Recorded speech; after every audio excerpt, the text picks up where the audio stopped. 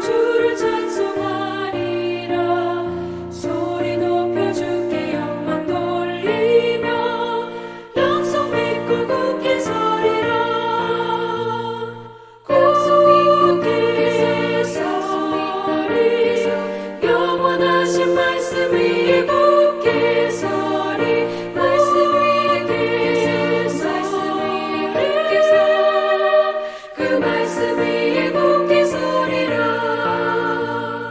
주님 약속하신 말씀 위에서 세상 염려에게 엄습할 때에 용감하게 힘써 싸워 이기며 약속 믿고 굳게 서리라. 굳게 서리 영원하신 말씀 위에 굳게 서리. 말씀 위에 굳게 서리 그 말씀 위에 굳게 서리라.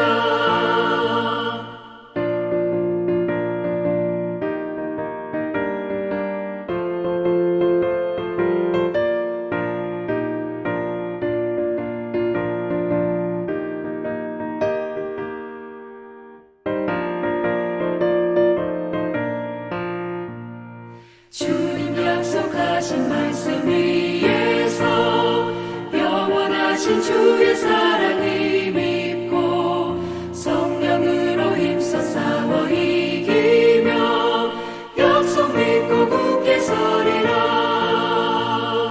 굳게 서리 영원하신 말씀 위에 굳게 서리. 말씀 위에 굳게 서리 그 말씀 위에 굳게 서리라. 주님 약속하신 말씀 위에서 성령 인도하는 대로 행하며 주님 품에 항상 안식 얻으며 약속 믿고 굳게 서리라. 약속 믿고 굳게 서리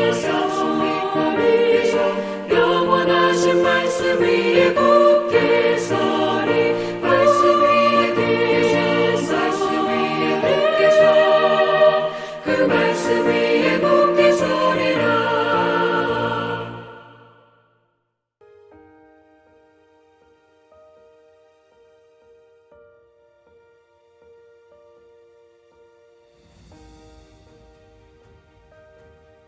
여호와께서 여호수아에게 말씀하여 이르시되 증거궤를 맨 제사장들에게 명령하여 요단에서 올라오게 하라 하신지라. 여호수아가 제사장들에게 명령하여 이르기를 요단에서 올라오라 하매 여호와의 언약궤를 맨 제사장들이 요단 가운데서 나오며 그 발바닥으로 육지를 밟는 동시에 요단물이 본 곳으로 도로 흘러서 전과 같이 언덕에 넘쳤더라. 첫째 달 10일에 백성이 요단에서 올라와 여리고 동쪽 경계 길갈에 진침해 여호수아가 요단에서 가져온 그 12돌을 길갈에 세우고 이스라엘 자손들에게 말하여 이르되 후일에 너희의 자손들이 그들의 아버지에게 묻기를 이 돌들은 무슨 뜻이니까 하거든 너희는 너희의 자손들에게 알게 하여 이르기를 이스라엘이 마른 땅을 밟고 이 요단을 건넜음이라. 너희의 하나님 여호와께서 요단물을 너희 앞에서 마르게 하사 너희를 건너게 하신 것이 너희의 하나님 여호와께서 우리 앞에 홍해를 말리시고 우리를 건너게 하심과 같았나니 이는 땅의 모든 백성에게 여호와의 손이 강하신 것을 알게 하며 너희가 너희의 하나님 여호와를 항상 경외하게 하려 하심이라 하라. 요단 서쪽의 아모리 사람의 모든 왕들과 해변의 가나안 사람의 모든 왕들이 여호와께서 요단물을 이스라엘 자손들 앞에서 말리시고 우리를 건너게 하셨음을 듣고 마음이 녹았고 이스라엘 자손들 때문에 정신을 잃었더라. 할렐루야. 오늘도 말씀으로 살아 주님 기뻐하시는 삶 살기를 간절히 소망합니다. 이스라엘이 요단강 건너기를 마쳤을 때 여호와께서는 여호수아를 불러 이스라엘 12지파의 숫자대로 12개의 돌을 제사장들이 서 있던 곳에서 가져와 그들이 유숙할 곳에 두라고 명령하십니다. 이 돌들을 기념물로 만들어 이스라엘이 마른 땅을 밟고 요단강을 건너게 하신 여호와를 대대로 후손들에게 기념하게 하려는 것입니다. 이스라엘의 요단강 도강은 여호수아의 명령에 따라 제사장들이 언약궤를 메고 요단강으로 들어가므로 요단강의 물 흐름이 끊겨 백성들이 요단강을 건너기 시작했습니다. 그리고 여호수아의 명령에 따라 언약궤를 맨 제사장들이 무트로 올라오므로 강이 다시 흐르고 도강 작전이 끝났습니다. 이 사건을 통해 하나님께서는 여호수아를 백성들 앞에 크게 하셨고 이스라엘 백성들은 하나님께서 여호수아를 모세의 뒤를 이어 세운 그의 종임을 확신하게 되었습니다. 따라서 하나님께서는 앞으로 가나안 정복과 정착의 모든 일을 여호수아를 통하여 이루실 것을 알리고 있습니다. 또 제사장들은 백성들의 앞에 나아가 백성을 인도하고 또 뒤를 따름으로 백성들을 살피고 보호하는 역할을 한 것을 눈여겨볼 수 있습니다. 그런데 기록자는 도강의 날을 첫 달 10일이라 전하며 말씀을 이어갑니다. 40년 전 이날은 이스라엘이 애굽을 탈출하기 위해 유월절 양을 준비하던 날입니다. 따라서 40년 전 이날이 이스라엘의 구원의 시작이라면 강을 건너는 첫 달 10일은 새로운 시작의 날 또는 40년 전 새로운 출발이 완성된 날임을 보여주기 위함입니다. 이렇게 기념적인 날 요단강을 건너고 12돌을 들어다가 기념비를 세우고 자녀들이 물어보거든 설명하라 합니다. 또한 기록자는 요단강을 건너는 행위를 40년 전 그들의 조상이 경험하였던 홍해를 건넌 사건과 동일시 여깁니다. 홍해를 건넘은 노예 생활의 끝과 약속된 땅으로 향하는 새로운 시작이었습니다. 요단강을 건너면 이제 광야의 훈련이 끝나고 새로운 삶이 새로운 땅에서 시작됨을 말합니다. 그러니 홍해와 요단강의 공통점은 새로운 시작입니다. 하나님을 통해 하나님으로 말미암아 하나님께서 약속하신 새로운 시작인 것이죠. 그럼 차이점은 무엇일까요? 홍해는 위기에 처했을 때 하나님이 어떤 분이신지 확실히 보여주는 사건이었습니다. 그리고 백성이 들어가기 전 먼저 하나님께서 물을 가르셨습니다. 하나님은 그의 택한 백성과 약속을 지키기 위해 강대국 애굽의 군대를 출애굽기 14장에 의하면 그 당시 가장 강력한 무기인 특수병거와 기병들을 수장시키시어 택하신 백성을 사랑하신 뜻을 천명하셨습니다. 백성들의 불신이 광야에 만연했지만 홍해를 건넌 그 백성들은 하나님께서 자신들을 보호하시고 지켜주심을 굳게 믿는 사건이었죠. 요단강은 새로운 땅에 들어가는 하나의 과정이었습니다. 홍해와 비교도 되지 않을 작은 화천이지만 하나님의 말씀에 순종하여 먼저 발을 담금으로 그 하천이 마르고 하나님이 그 백성들을 꾸준히 돌보심을 그 땅 백성들에게 보여준 사건이었습니다. 다시 말해 홍해는 하나님의 권능을 보여주셨다면 요단강은 하나님의 약속을 신뢰하고 먼저 행동했던 그 백성들의 믿음을 보여줍니다. 이렇게 도강이 끝났을 때 이 모든 행위는 땅의 모든 백성에게 여호와의 손이 강하신 것을 알게 하며 그 백성이 하나님 여호와를 항상 경외하게 하려 하심을 강조합니다.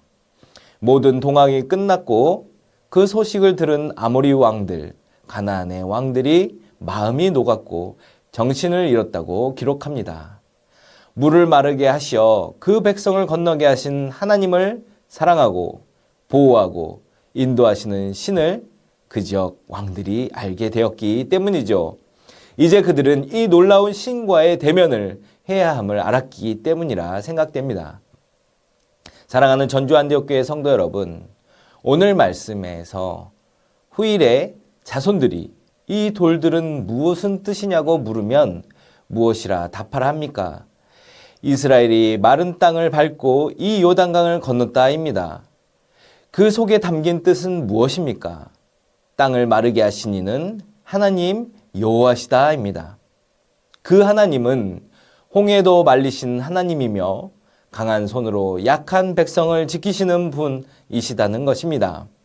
그런데 신기한 것은 여호수아 4장을 제외하고는 성경 어디에도 그 백성의 자녀들이 길갈의 돌무더기 이야기를 하는 곳이 없다는 것입니다.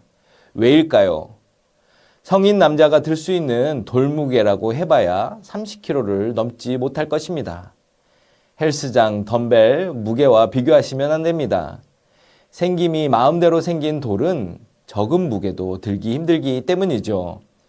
이 무게의 돌을 12개로 쌓았으니 돌무더기가 얼마나 크겠습니까? 작지요. 아마 우리 지역 마이산 돌무더기가 훨씬 크고 화려할 것입니다. 다시 말해서 작은 기념 돌무더기를 백성 전체가 예루살렘 성전처럼 하나님이 거하시는 거대한 의미를 깊게 부여하거나 그 장소를 보호하고 더욱 알리는 무언가를 세우고 거대화시켜 누가 보더라도 저게 무엇이냐고 궁금증을 일으켜야 그걸 보고 물음이 생길 것이 아니겠습니까?